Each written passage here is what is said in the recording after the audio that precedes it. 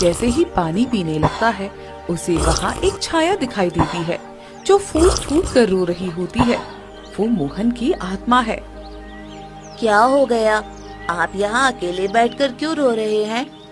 मुझे बचा लो बेटा, उस रहस्यमय पेड़ से मेरा शरीर वापस ला दो, और कई गांव वाले वहाँ कैद हैं।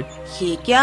आप तो यहाँ बैठे हो, फिर आपका शरीर उस पेड़ में कैसे हो सकता है? यहाँ सिर्फ मेरी रूह है, मेरा शरीर तो उसी पेड़ ने कैद कर लिया है। मैं उसके सवाल का सही जवाब नहीं दिया और उसने मेरा शरीर छीन लिया। मुझे आजाद कर दो बेटा, मुझे फिर से इंसान बना दो। इतना कहते ही मोहन की छाया वहाँ से गायब हो जाती है। ये सब देखकर अर्जुन डर के मारे सन्न रह जाता है। इसका मतलब उस रहस्यमय पेड़ के पास बहुत सारी डरावनी शक्तियाँ हैं।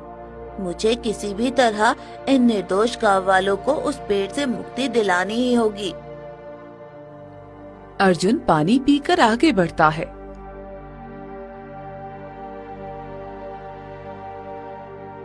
कुछ घंटों के सफर के बाद वो उसी रहस्यमय पेड़ के पास पहुंच जाता है। वहाँ उसे एक छोटी सी घायल चिड़िया तड़पती हुई दिखती है। अरे, ये बेचारी चिड़िया तो बहुत घायल है, मुझे इसकी मदद करनी चाहिए। अर्जुन उसे उठा लेता है और पास से कुछ औषधि वाले पत्ते तोड़कर उन्हें पीसकर उसके जख्मों पर लगा देता है। थोड़ी ही देर में चिड़िया होश में आ जाती है और चहचहाते हुए उड़ जाती है। चलो, लाख लाख शुक्र है, इस बेचारी की जान बच गई। तभी अर्जुन की नजर उस विशाल रहस्यमय पेड़ पर जाती है। उस पेड़ के तने से एक अजीब सी डरावनी और तेज रोशनी निकल रही होती है। अर्जुन घने जंगल के बीच उस विशाल और चमकते हुए रहस्यमय पेड़ के सामने खड़ा हो जाता है। पेड़ से एक अजीब सी रोशनी निकल रही थी। चलो, लगता है कि यही वो रहस्यमय पेड़ है जिसके अंदर गांव वाले कैद हो जाते हैं। ए रहस्यमय पेड़, मेरे सवालों का जवाब दे। मेरे जन्म का रहस्य क्या है? क्या तुम बात कर सकती हो? तुम हर बार सबसे सवाल करती हो, अब की बार तुम मेरे सवाल का जवाब दो। इतनी हिम्मत देखकर रहस्यमय पेड़ भी अचंभव में पड़ गया। तभी उस पेड़ के भीतर से एक भारी और गूंजती हुई रहस्यमयी आवाज आती है। तुम पहले व्यक्ति हो जो तुम मुझसे सवाल पूछ रहे हो। मैं एक रहस्यमयी पेड़ हूँ, लेकिन तुम यहाँ क्यों आए हो? चले जाओ यहाँ से। नहीं, मैं अपने जन्म का रहस्य जानने आया हूँ और मैं अपनी माँ का भी पता लगाना चाहता हूँ। क्या तुम ही मेरी माँ हो?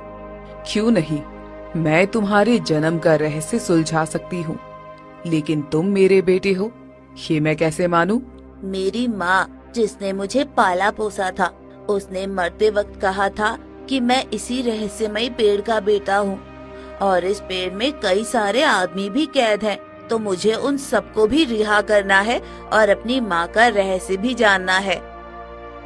ठीक है, मैं तुम्हें अपना बेटा मान लूंगी, लेकिन इसके लिए तुम्हें मेरे 3 प्रश्नों का सही जवाब देना होगा।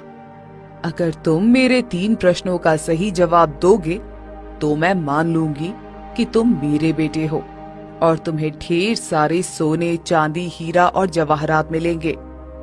और अगर मैं सही जवाब नहीं दे पाया तो? अगर तुम सही जवाब नहीं दे पाओगे तो तुम हमेशा के लिए इसी पेड़ में समा जाओगे। क्या तुम इसके लिए तैयार हो? अर्जुन कुछ पल के लिए सोच में पड़ गया। उसे समझ ही नहीं आ रहा था कि वो क्या करे, लेकिन उसे अपने जन्म का रहस्य जानना था और गांव वालों को आजाद भी करवाना था। वो हिम्मत करके शर्त मान लेता है। ठीक है, तो मैं तीनों सवालों का सही जवाब देने के लिए तैयार हूँ। ठीक है अर्जुन, अगर तुम खुद को मेरा पुत्र मानते हो तो अपनी बुद्धि का परिचय दो। मेरा पहला सवाल सुनो। वो कौन सी चीज है जो आंखों से दिखाई नहीं देती, पर जब वो टूटती है तो उसकी आवाज पूरी दुनिया सुनती है? उसे जोड़ने के लिए कोई गोंद या कोई कील काम नहीं आती।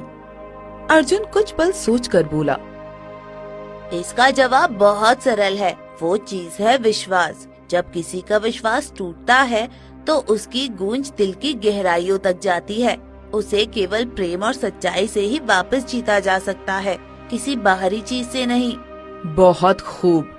अब मेरा दूसरा और भावनात्मक सवाल सुनो। वो क्या है जो पूरी दुनिया के लिए तो सिर्फ एक इंसान है, लेकिन इंसान के लिए वो उसकी पूरी दुनिया है? ये प्रश्न सुनकर अर्जुन की आंखों से आंसू आने लगे। वो दुखी मन से बोला, इसका जवाब है एक माँ। दुनिया के लिए वो शायद सिर्फ एक साधारण औरत हो सकती है, लेकिन एक बच्चे के लिए उसकी माँ ही उसका पूरा संसार, उसका आकाश और उसकी धरती होती है। अद्भुत! तुम्हारे जवाबों ने मेरे हृदय को छू लिया है। तुम्हारी बुद्धि और ममता के प्रति तुम्हारा प्रेम सच्चा है। अब बारी आती है तीसरे और सबसे कठिन कार्य की। अब तीसरे सवाल के लिए तुम्हें पास की उस मायावी गुफा से नेकी का फूल लेकर आना होगा। ठीक है, मैं नेकी का फूल लाने के लिए तैयार हूँ। अर्जुन वहाँ से निकल पड़ता है